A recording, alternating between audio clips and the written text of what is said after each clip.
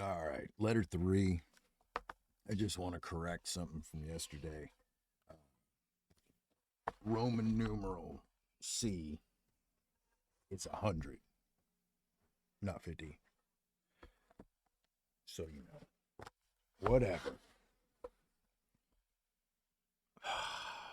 You have sent me a letter by the hand of a friend of yours, as you call him. And in the next sentence, you warn me to avoid discussing your affairs freely with him, since you are not even in the habit of doing so yourself. In other words, you have described him as being a friend and then denied this in one and the same letter. If you were using that word in a kind of popular sense and not according to its strict meaning, and calling him a friend in much the same way as we refer to candidates as gentlemen or hail someone with the greeting, my dear fellow, if when we meet him his name slips out our memory, we can let it pass. But if you are looking on anyone as a friend who you do not trust him as you trust yourself, you are making a grave mistake and have failed to grasp sufficiently the full force of true friendship. Certainly, you should discuss everything with a friend, but before you do so, discuss your mind, the man himself. After friendship is formed, you must trust. Let me say it again.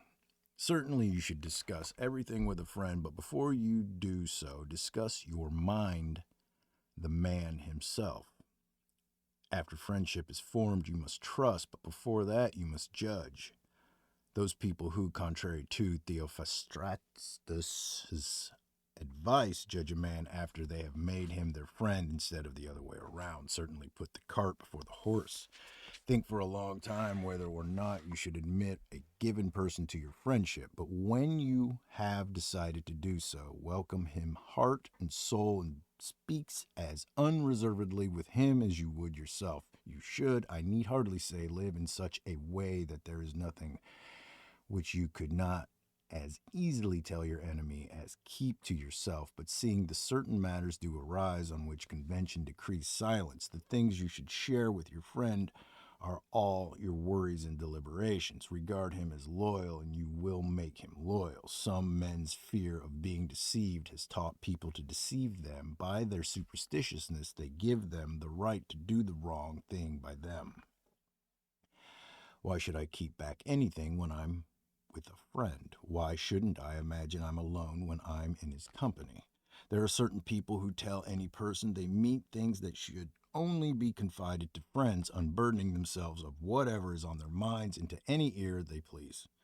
Others, again, are shy of confiding in their closest friends and would not even let themselves, if they could help it, into the secrets they keep hidden deep down inside themselves. We should do neither. Trusting everyone is as much a fault as trusting no one, though I should call the first the worthier and the second the safer behavior. Similarly, people who never relax and people who are invariably in a relaxed state merit your disapproval. The former as much as the latter, for a delight in bustling about is not industry. It is only the restless energy of a hunted mind. And the state of mind that looks on all activity as tiresome is not true repose, but a spineless inertia.